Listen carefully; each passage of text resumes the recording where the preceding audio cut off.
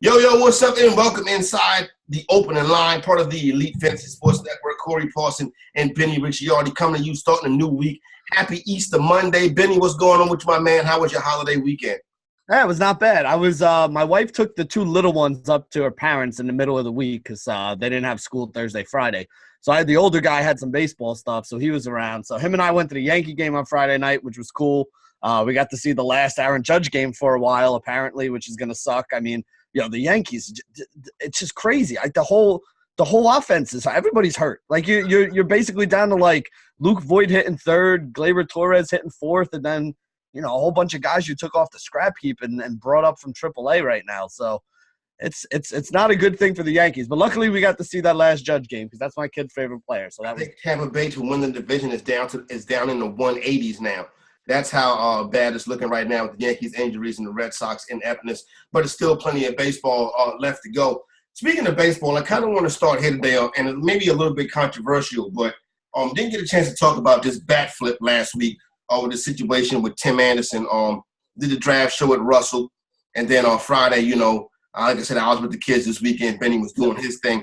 I don't know if Easter Monday is a holiday or not, but we are up and at 'em, you know what I'm saying, ready to rock and roll. So Tim Anderson gets suspended for his role in that altercation, whatever. And when I guess Major League Baseball put out the word that they suspended Tim Anderson for language. And the language was Tim Anderson, who was a black baseball player, one of the 12 of them, using the N-word. And when I saw this, Benny, I just started to shake in my head because I'm like, you know what? Things are different for everybody. You know what I'm saying? My pops, who grew up in the 50s and 60s in the South, would like 100% agree with Major League Baseball. Obviously, today's time and era, whatever, it's much different now. The word can be used in a lot of different ways, term of endearment and stuff like that. You know when somebody is saying that word with bad intentions. You know what I'm saying, Benny? True. And for Major League Baseball to come in there and make this move and make this suspension, I think was really a shame for Major League Baseball to do this because the problem is trying to police and control people. But now you're trying to police and control the language of a culture, Benny. I thought Major League Baseball dropped the ball on that one big time. Yeah, I mean, I think this was a crime. They were looking for a crime for the punishment, right? Like they wanted to suspend him because he had a role in the altercation, which honestly to me, if you're going to allow people, if you want them to play, whatever let the kids play. Right. If you're going to let the kids play and you're going to say the bat flips are okay and all that stuff, then why did he get suspended?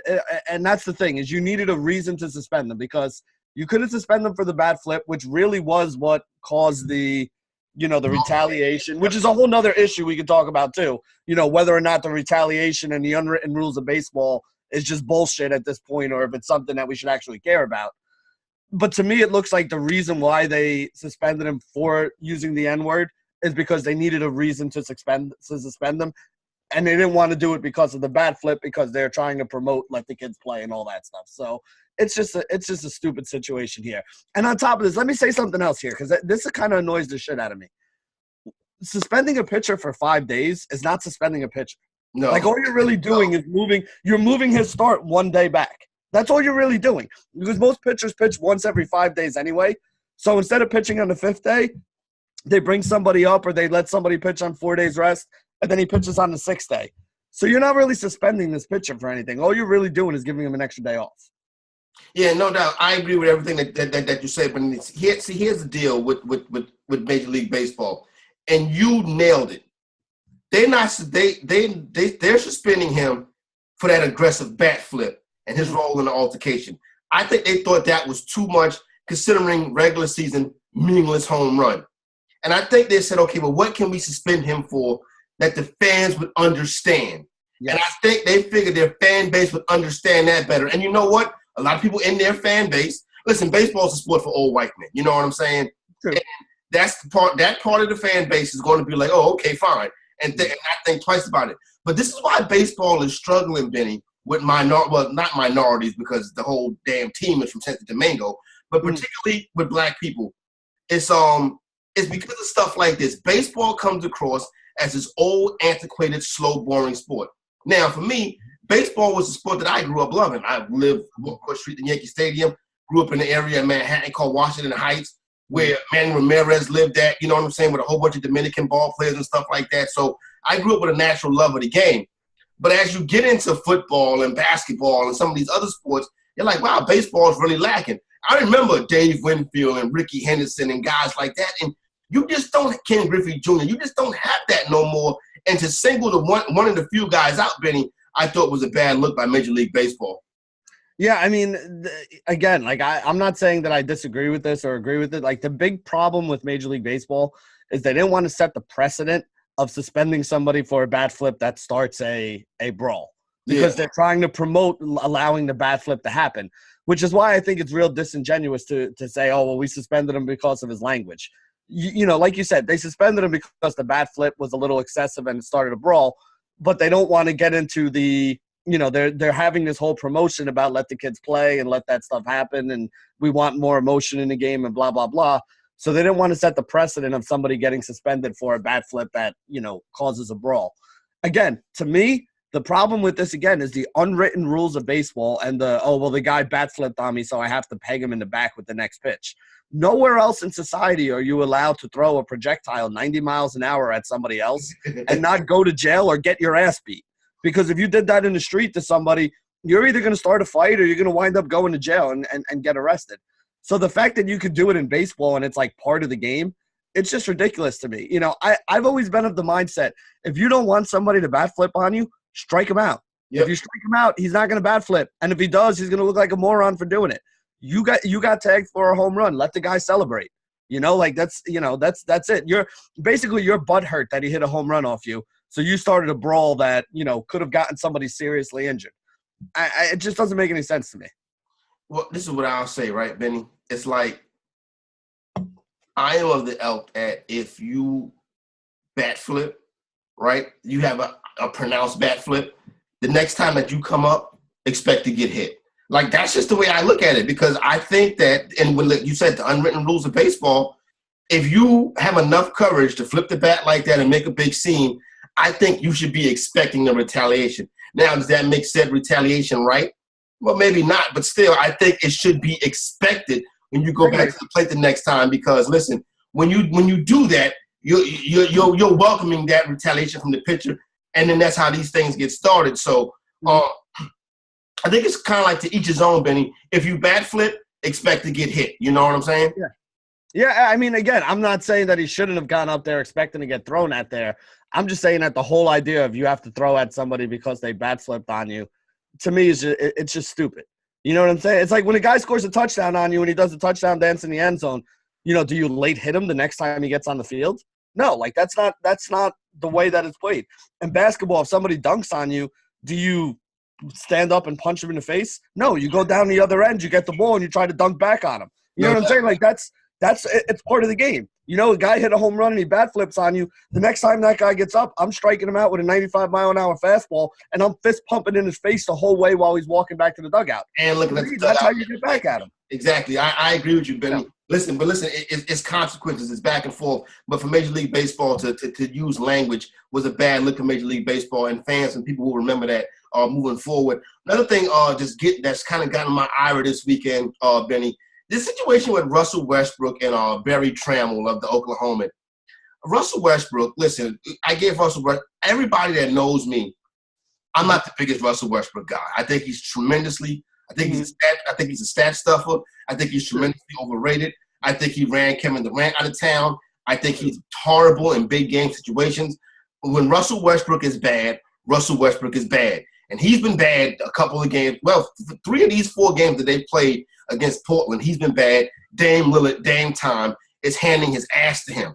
But this whole beef that he has with Barry Trammell, with the next question, every time he tries to interact with him, I think is extremely immature. Not only that, the way Westbrook acts with the media in general, Benny, I think is extremely immature. And I think the organization needs to step in and check Russell Westbrook before he's already out of control, but at some point you got to rein this guy back in. Well, I mean, you're right. He has always been somebody who's been kind of thorny and not somebody that's easy to interview or get along with, even with his hometown media, as you're saying, like even for the guys who are actually covering the team on a daily basis. Barry Trimble that he has the beef with, he's worked with him for 11 years. That's what I'm saying. It's like normally when you have a beef with a reporter, it's either somebody who's on like a national scene, like an ESPN, like a Stephen A. Smith or something like that. Who's not there a lot. Right, who you see every once in a while, and the guy's talking trash about you. Or it's somebody from like another town. Like if he was having a beef with a Portland, reporter, I would understand that because there's going to be friction there. But when you're beefing with the guys who are covering you on a day-to-day basis, like these guys know everything that's going on in that locker room. They don't just know you. They know how all the other guys on the team feel about you. They know how the hometown fans feel about you. And I think you're right. I think the people in Oklahoma City are starting to get a little tired of this, Russell Westbrook kind of act. I was always taught that, if you want to act like a jerk, you better be really, really good at whatever it is you're doing to act like an a-hole. Because sooner or later, people are just going to be like, it's not worth it to have this guy around.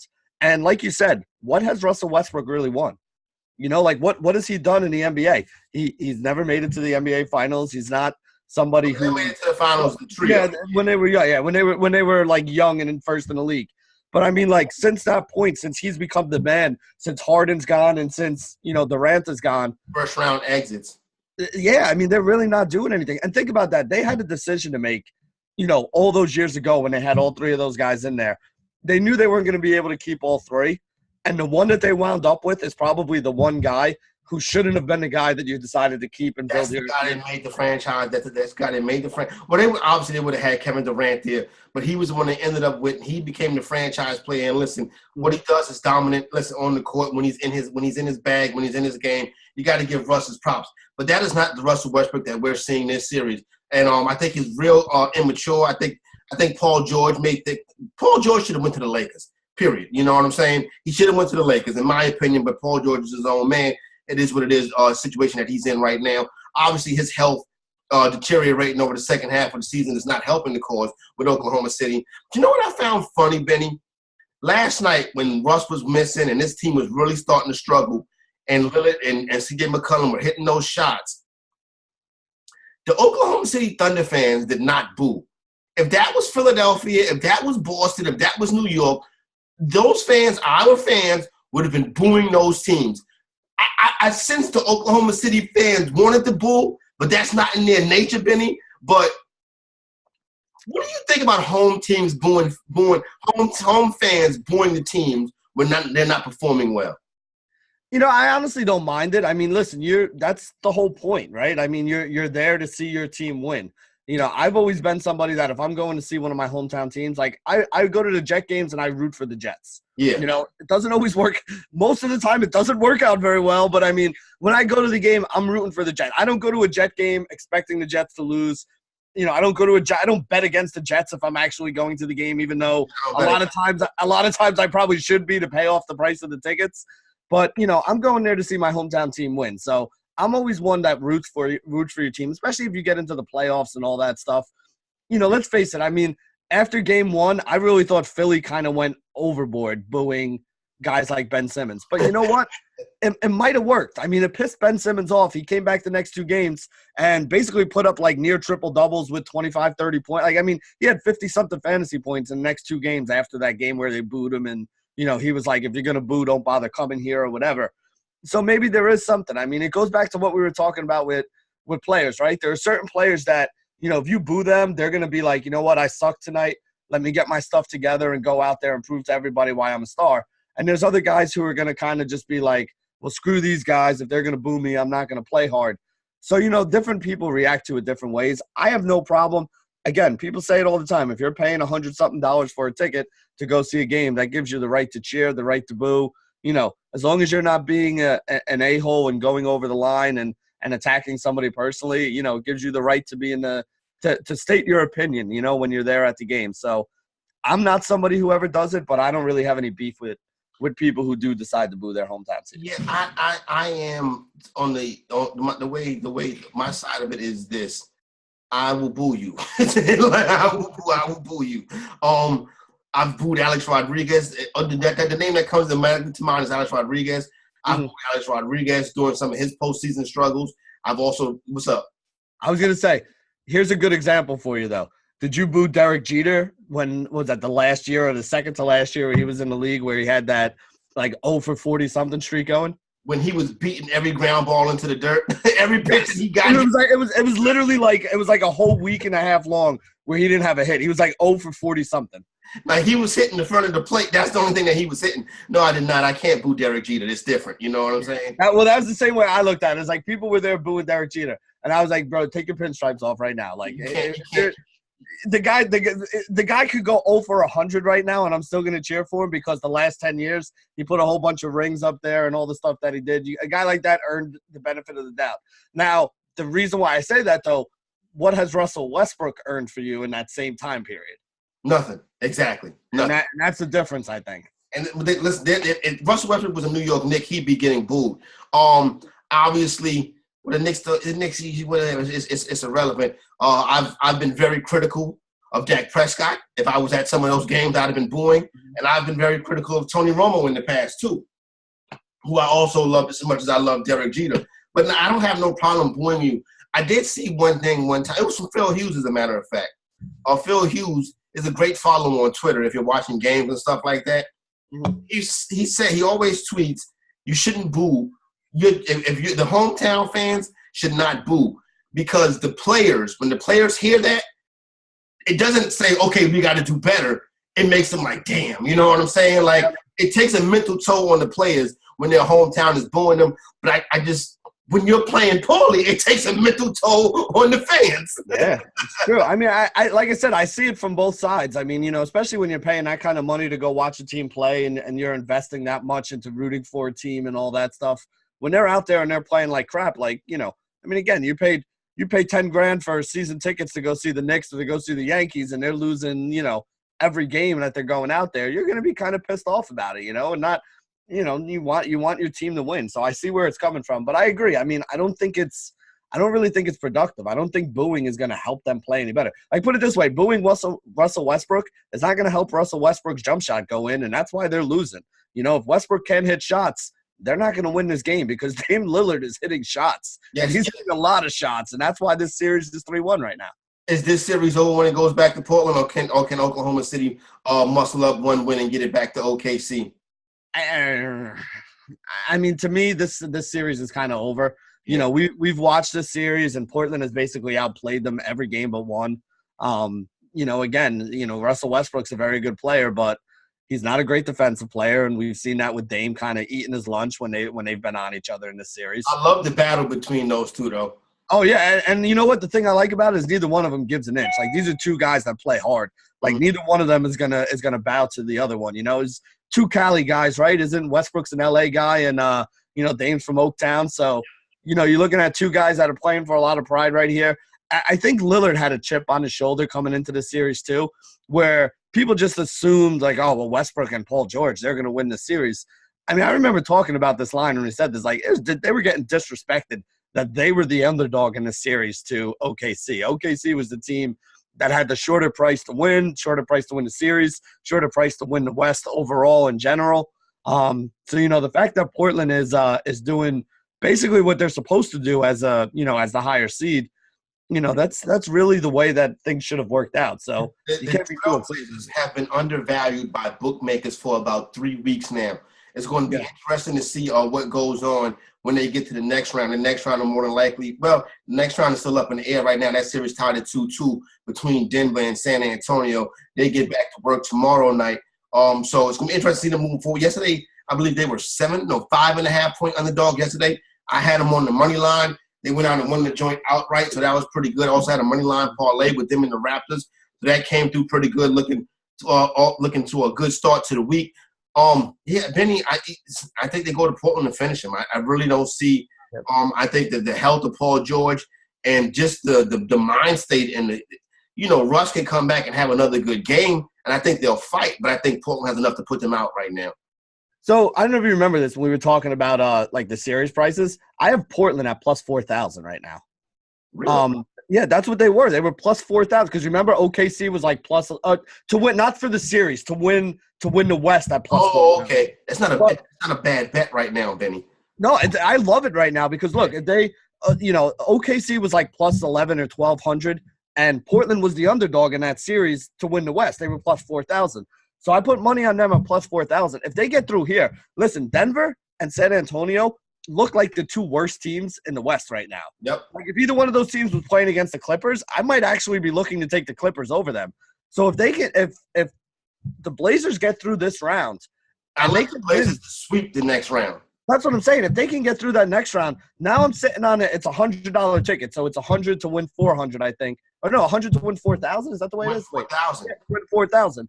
So I'll be sitting on a plus 4,000 Blazers ticket in the finals against whoever comes out of that other side, probably the Warriors or the Rockets, who can beat the Warriors. The Rockets are the team that's more than likely set to beat the Warriors. Not to mention the fact you can start hedging that. Well, I want to talk to you about hedging in a second too. Yeah. You have a good. That ticket's a good. That's a good ticket, right? That's a good one. Yeah, that's what I'm saying. That's one that we talked about at the beginning, where you take some things that like I did the same thing with the Nets on the other side, which is going to wind up being a loser, and that $100 is you're just setting it on fire, but you only need one of these things to kind of work out for you. Because now I'm sitting there on, all right, if the Blazers win that series, I'm up plus 4,000. So now I can hedge on the other side by taking the Warriors or the Rockets. And, I don't think I'm going to do much with it this round. I'm going to let it ride for another round. Yeah, I'll let it ride. If they make it to the finals, I'm going to be able to set myself up where no matter what happens, I'm going to win at least $1,000 or so in my pocket in profit, which easily covers the 100 I lost on the Nets and the 100 that I put in to get that, to get that position on the Blazers to start. That was a very strong one because and then you got Dame, who, like you said, is an Oakland kid who always plays good when he plays against the Warriors. So I think that you're in a good spot with that one right there.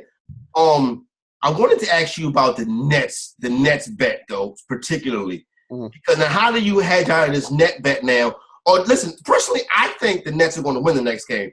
I think the Nets go to Philadelphia and win Game 5, to be honest with you.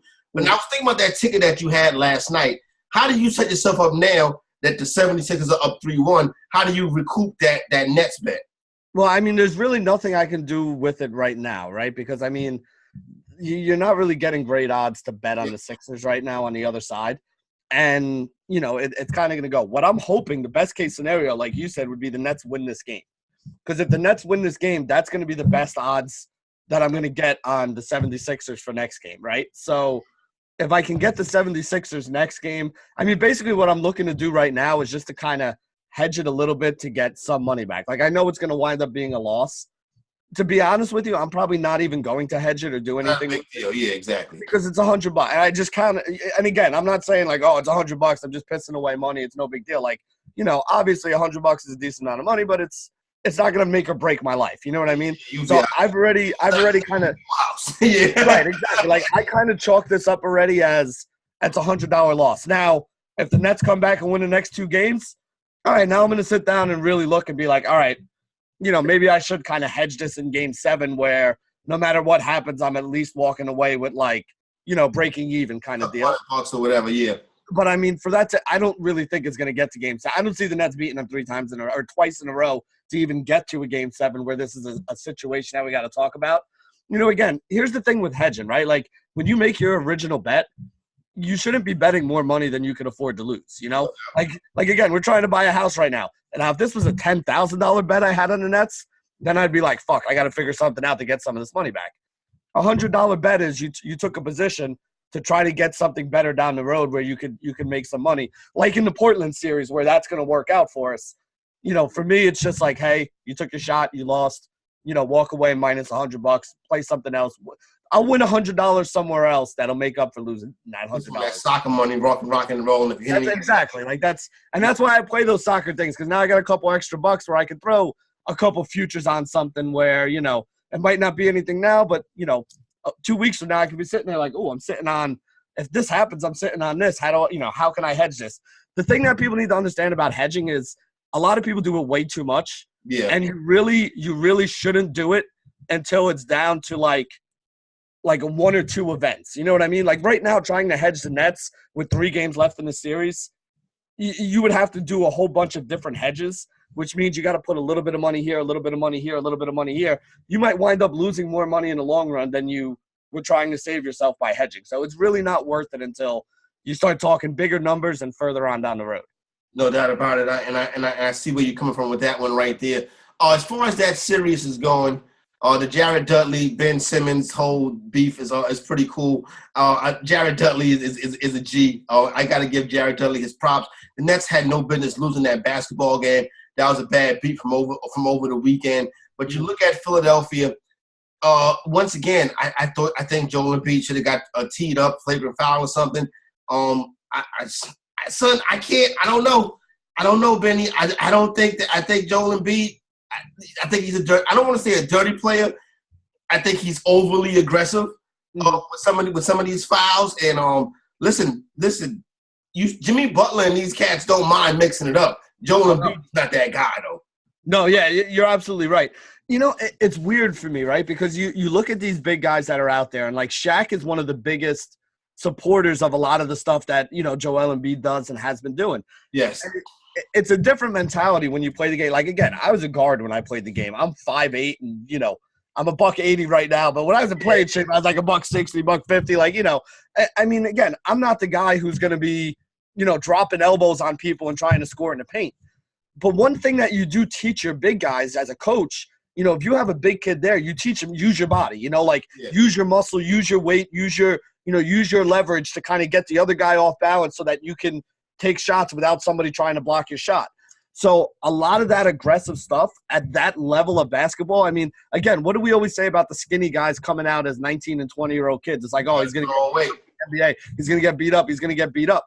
So a lot of it is physical, especially in the paint at the NBA level.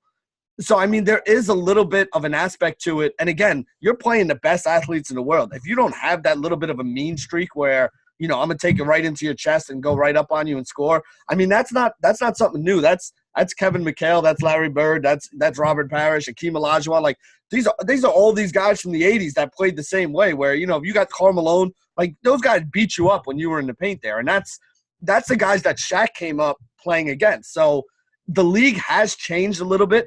From that point to this point, it's definitely a softer league. I don't care what anybody says. Yeah, there are guys that are more athletic playing now, but it is softer. I mean, just look at some of the fouls in the playoffs. Like, you know, that Joel Embiid, you know, foul the other day. Bill Laimbeer was like, shit, that was my normal inside post move to score. What are you talking about? That's a flagrant one. You know what I mean? So the league has changed a lot here, but, you know, at the same point in time, I don't know if I want to call him dirty, but you definitely know that Joel Embiid is doing some things that kind of push the rules a little bit. Yes. You know, with his size to take advantage of the fact that he has all that size and everything else. So did the 76ers make a mistake playing him as many games as they played him this season? I don't know if they made a mistake playing him as many as they did.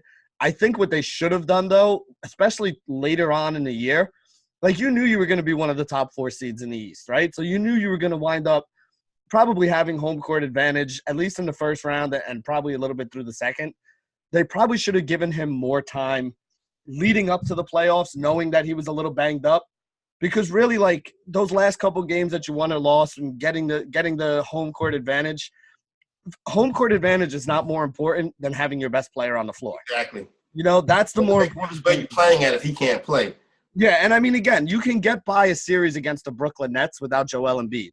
You're not going to beat, you know, the Toronto Raptors and the Milwaukee Bucks and the Boston Celtics of the world without your best player. It's just, like I said, you can get by the Nets. You're not going to get by those elite teams in the East, though. I think one of the reasons why I'm looking, he played a lot of back-to-backs. He played a lot of basketball this year for a guy that you play this much basketball and then you're going to be a game-time decision every single night of the playoffs. I think that was a mistake. But then thinking about it also, Joel Embiid, if you sit Joel Embiid, he's going to blow up. That's the problem. If Joel Embiid misses a week of action, he's going to balloon. But here's the problem that you have too, though, is here's a perfect example of the opposite of Joel Embiid is Kawhi Leonard. Yeah. All season long, people were bitching like, oh, what the – Kawhi's sitting again, Kawhi's sitting again, Kawhi's sitting again. But Kawhi sat all those games that didn't matter during the season because Kawhi's going to play every game in the playoffs. Now, I'll ask you, would you rather have Kawhi for every game in the playoffs or would you rather have a 60-win regular season? Nobody remembers who wins the regular season. Nobody remembers who won the Atlantic Conference or who wins the Eastern Conference. Nobody cares. Yeah. Who won the NBA championship is all anybody talks about. So if that's your goal, have those guys ready to get that goal. Kawhi is going to be riding the bike. He's going to be training. He's going to be eating right when he's missing games. Joel Embid going to be sitting in the house eating. That's why you need Joel Embid playing. But again, isn't that? I mean, and again, better than him being fat is better than him being. I get what you're saying. But not even that though. It's like you're a professional athlete, right? And I understand the way everything goes, but you're a superstar on your team. You're making the big money right now. Your team is basically revolving around you. You get 4 or 5 months off in the off season where you can sit around and eat your cheesesteaks and play video games and do whatever the hell you want, and you earned it. All right, and you can do it in a massive room with a huge television and a big couch and all the chicks around you that you need around you because you're Joel Embiid. For that 6-7 months though, when it's basketball season, dude, eat right. You got enough money. Michael Jordan already laid this out for all these young guys. You hire a personal chef, you hire a personal trainer, you hire somebody to work out with. Hell, you build a freaking basketball gym in your house. You got enough money to do that stuff where you can have them all. You know what? If you want to, man, go like gangster style. Go hire the hottest chick in the world and have her cook for you in like a little maid's outfit or something like that. Like, you can do that with that kind of money. You know what I'm saying? So it's not hard for you. You can go hire the hottest chick in the world to be your personal yoga instructor. Yeah. Like, you could stay in shape during the season without too much effort. You know what I mean? So for those 6 or 7 months, if your goal is to win the championship, your goal is to be known as one of the all-time greats, you know what? You're making $100 million a year.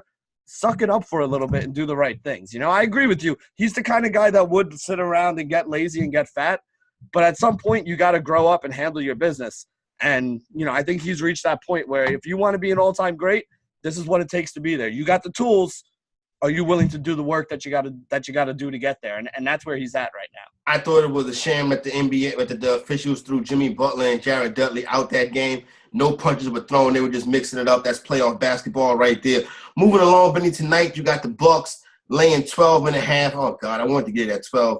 Laying 12.5. I guess it don't make a difference. The Bucks will beat this team by 20, 30 points. The Bucks don't have no time to waste with the Pistons. So they won the first game by 35. They won the second game by 20-something. Blake Griffin came back the last game, and they still beat him by over 15 points. So 12.5 is not a crazy big number for this series because every final so far in this series has been at least 15 or more. And we talked about this at the beginning before the series started about taking Milwaukee in this series. Milwaukee is a team that blows people out. Yep. Like Utah was a team that never blew anybody out. They'd win their games, but they'd win by 5. They'd win by 7. They'd win by 8. Because they're not a high-scoring offense, and this year their defense isn't as good as it has been. Milwaukee's a team that has a very good defense. Milwaukee's a team that has a very good offense. Milwaukee's a team that blows people out. One of my biggest problems, I have to write the basketball article for tonight, and the article is going to wind up being very heavy on the second game we'll talk about in a minute here with Houston and Utah, because if you look at what happens in these Milwaukee games, Giannis hasn't played 30 minutes in any of these games yet. Because he hasn't had to. They haven't needed him to because they've been up 15, 20 points in the fourth quarter, and they're like, well, we're going to save him because we got bigger games and bigger fish to fry going down the road. Having Giannis get a triple-double and play 35 minutes in the first round of a 20-point blowout against the Detroit Pistons is not really something we need to do. So when you're playing DFS like we're going to be tonight, it's going to be tough for you to take a guy like, Giannis over a guy like Harden because Harden will play 40 minutes even if they're up 15, 20 points. Giannis hasn't played 30 in any of these games yet. So paying top dollar for a guy like that, you're not going to be able to do.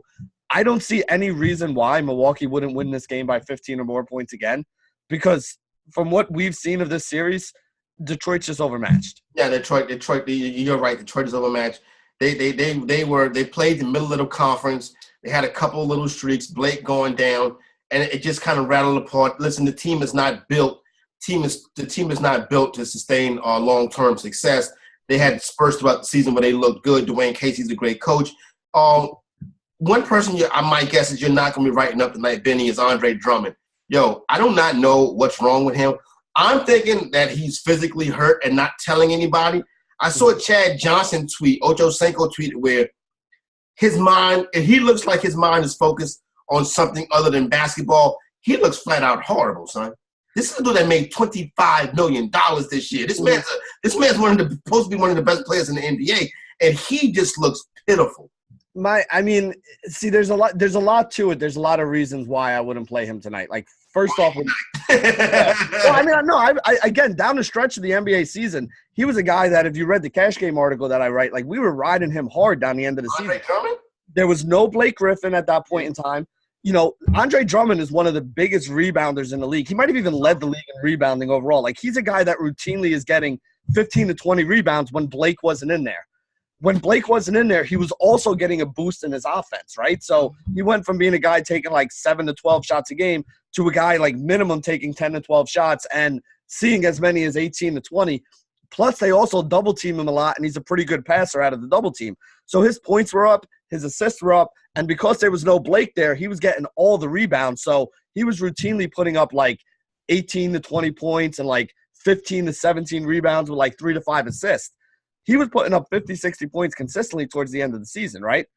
The problem is when you start looking at matchups, Milwaukee is a very good defensive team.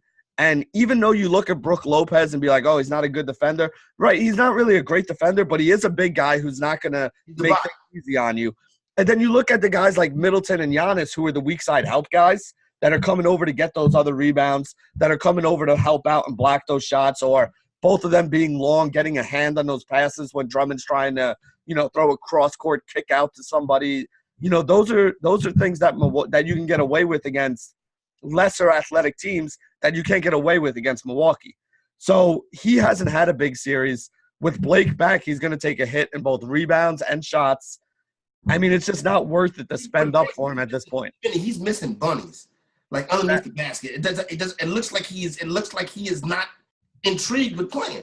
Well, you also got to remember, in order for them to make the playoffs, like they didn't make the playoffs until the last day of the regular season. They had to hustle to get in there. And not just hustle though, like he was playing 35, 40 minutes a night for a good 2 or 3 weeks to end the season and that was the other reason we were using him in DFS.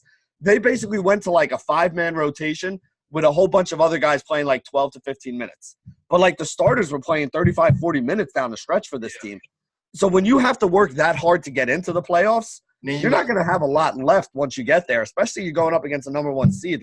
Again, this is why we loved Milwaukee so much at the beginning. Detroit was doomed from the start of the series. Yeah, Detroit didn't really have no shot. Game 3 of Houston and Utah, I was on Utah thinking that they could pull this one out, and I thought they had a fairly good shot. I remember when I placed the bet, Benny, I was like, I need James Harden to struggle tonight. That's the only way that this bet is going to hit is if James Harden struggles. James Harden don't score his first field goal midway through the fourth quarter. Yep. And Utah still finds a way to lose the basketball game. But it all boiled back to what we said. Utah does not have enough weapons offensively. Yep. Donovan Mitchell is not hitting his shots, which he was that night. But if he's not lighting it up, they really have no chance of hanging with this team. Tonight, Benny, Houston comes in. I am looking at Houston that comes in laying 2.5 on the road. And one of the tougher road environments in the NBA out there in Salt Lake City. But the Rockets already had their off game. They're not going to have another off game tonight. Well, that's exactly the way I'm looking at it. Everything you said is absolutely right. Like, in order for them to have won that last game, you needed Harden to shoot like crap, which he did. You needed Donovan Mitchell to do his thing offensively and carry the team, which he did. And you still wound up losing the game. So you got exactly the setup that you wanted, and they still couldn't wind up pulling it off. So I don't have a lot of faith that they're going to do it tonight. Listen, both games in Houston, the Rockets won by, I don't remember the final score, but it was double digits. It was 12, 15, 18 points, something like that. Last game, they moved back to Utah. You finally had a close game. It was only like 3 or 4 points at the end, right? I don't think Houston covered, though, right? Wasn't Houston +6, +5.5, +6? They won by like 4 or something like that? No, Houston was the underdog, right?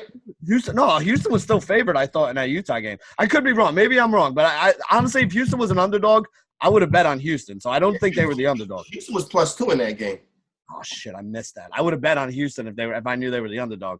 But yeah, coming out tonight, like you said, my biggest problem with Utah, because I bet on Utah a couple times earlier in the year, and I kind of noticed this when I was literally watching the Utah game, which I don't ever think anybody should do. Like, watching a random regular season Utah Jazz game is not as much fun as it sounds. You don't watch the Utah game to the playoff.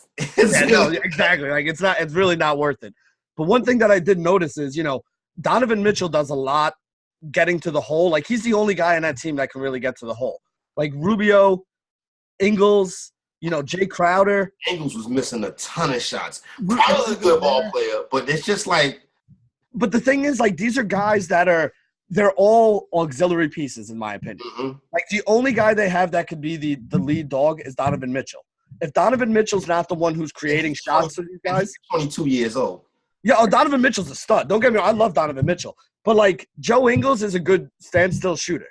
But he's not creating offense for himself. You know what I mean? Like, you're not giving Joe Ingles the ball at the top of the key and going ISO Joe Ingles. Like, it's ISO Joe. It's not ISO Joe Ingles. That's not an offense that's going to work for you, Like, Ricky Rubio is a good passer, great player in the open floor, but he's really not the guy in the half court that you're giving the ball to and saying, go make something happen for us. He's better going to the hole, drawing guys and kicking it off to somebody else. Yeah. I mean, Gobert is a good rebounder, is a good finisher, but he's around the basket.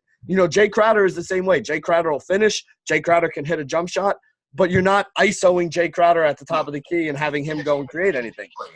Yeah, so there are times where, because Donovan Mitchell is the only one who can create offense for himself and other guys that's, like, outside the scope of running a play, where, like, shit breaks down and you just say, here, you take the ball and go make something happen. He's the only guy on that team that can really do that.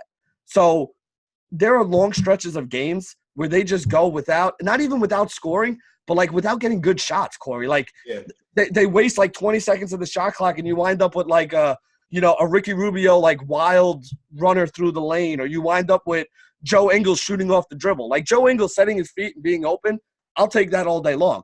Joe Ingles trying to break somebody down and pull up for a jump shot, right? I'll live with that if I'm the other team. Like, if that's the shots that Utah's taken, I'm happy as a coach that I made them take a shot that, in my opinion, is a low percentage shot that they're not going to beat me with. And that's the problem with Utah, is they take too many shots because they don't have enough guys that can create good shots for people. They wind up taking a lot of, like, crap shots towards the end of the shot clock, and you're not going to beat a team as offensively efficient as the Houston Rockets by doing stuff like that. 212.5 is the number on this one. I'm not sure the Jazz can score 100 points. I mean, yeah, it's going to be – I could see this being like both teams under 110, like a 105, 98, 108, 101 kind of final here. Yeah. Which sucks because, again, I think Milwaukee blows out Detroit, but the fact that they're going to blow out Detroit could mean less minutes for some of those starters. This game being in Utah, I think it at least stays closer. So for fantasy, you got to kind of think this is the game you want to have more exposure to of the two. But there really aren't a ton of names that are jumping out at me outside of the – They can get over the 212? I mean, what was the last game? It was 104, one something, right? I think it was 104, 100. 204? Yeah, I mean, again, here's the question I'll ask you. Do you think Harden shoots as bad as he did last game? That's what I'm saying. Harden is not going to shoot as bad as he did last game. Because if he even has a decent Harden game, that's an extra 10 points. Because he was horrible last game. He was horrible last game. He was terrible. There's your +8 right there. Westbrook, when he's bad, he's real bad. But he does other things too. That's the thing about it, is he does other things. Get to the free. Russ don't get to the free throw line. You know what I'm saying? Yeah. Russ is not an efficient passer. When Russ is having a bad game, he's having a bad game. So those are the two games on deck for the night. I think what we got yesterday, Golden State that's whatever. That's going to be in the bag pretty soon. Mm-hmm. What I think is interesting, coming up this week, we'll get a start to Houston and Golden State. We'll get a start to Boston and Milwaukee, which I think is going to be very interesting. Yeah. Also, Philadelphia and Toronto should get started this week, and then we'll see how Nuggets and Spurs shape up to see who goes on and takes on the who takes on the Portland Trailblazers. The Boston, Milwaukee, the Eastern Conference second round, Benny, is going to be a lot of good basketball. Yo, the Boston Celtics look really good right now, and I tweeted this out the other day. Something that people need to realize. They played most of the season with Gordon Hayward's another good example of what we were talking about before, the difference between with Embiid and Kawhi Leonard, the regular season and the playoffs. Like, they didn't need Gordon Hayward in the regular season, so they basically kind of let him play off the bench, play his 20-something minutes. I mean, he's still coming off the bench right now, but he's playing significant minutes. He's on the floor at the end of these close games. And honestly, Corey, he looks really, really good. He's looked the best we've seen him since he was in Utah. No, I agree. That's a big – That's going to be a big deal because now you're adding another offensive force who's also a good defensive player on the other end. He rebounds well. He can create shots for himself.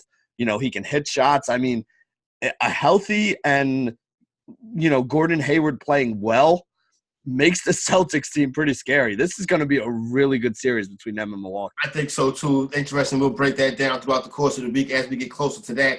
Got a full slate of Major League Baseball games today. You can head on over to EliteFantasy.com and get registered over there for that if you want to get your DFS on as we are getting into the mix of the baseball season. Ben, you haven't started writing baseball yet, have you, or just dibbling and dabbling? I do. I'm on baseball like 1 or 2 days a week. For the most part, I'm on basketball all the other days. So I'm still more into basketball mode. But again, I'm watching. I got 2 TVs in my house. One's for basketball, the little one's for baseball. That's the way I've been rolling these nights. Most of the time, it's been the Yankees. Although I got to be honest, I have really no desire to watch the Yankees play for about the next week or so. No Stanton, no Sanchez, no Judge. I mean, this is not the Yankees team I was expecting when we came into the season here. Then it's going to be Yankees on the West Coast, I believe, this upcoming week. They got they place Matt Harvey and the Los Angeles Angels in Anaheim tonight. I actually do have the Yankees a couple of dollars on the Yankees tonight, mainly because I think Matt Harvey is a buster. Big piece of chicken. I got to go ahead and throw mine out to my man Dame Lillard. Great battle him that he's having with Russell Westbrook. But coming up, hitting these clutch shots, going on the road, hitting these clutch shots, I think we are truly in a time where Dame Lillard is getting the credit he deserves. What you got, Benny? Well, I was going to give mine to Dame as well, so I'm actually going to go and give mine to Jared Dudley instead. I like that. When you're Jared Dudley, your job is to get under the skin of the other team and piss them off.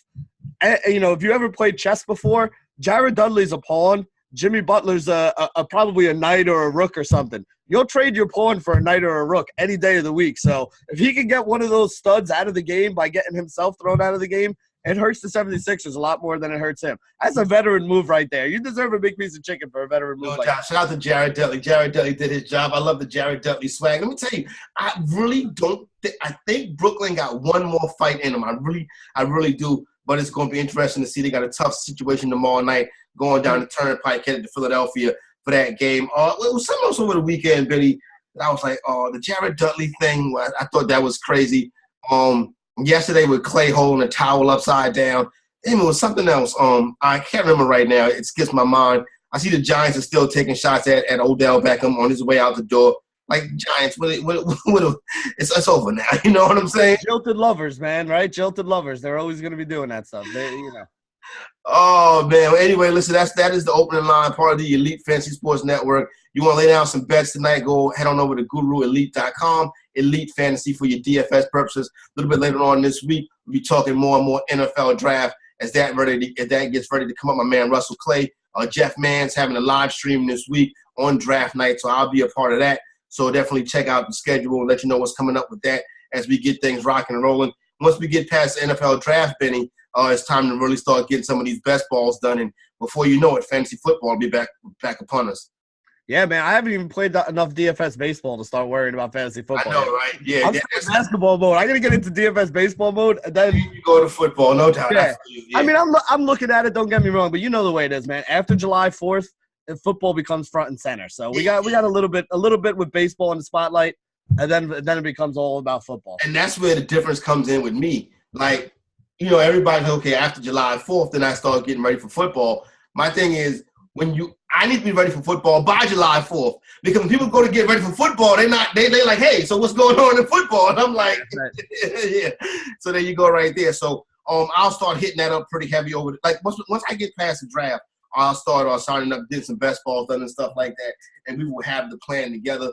I know I saw Benny, and then we'll hop out of here after this.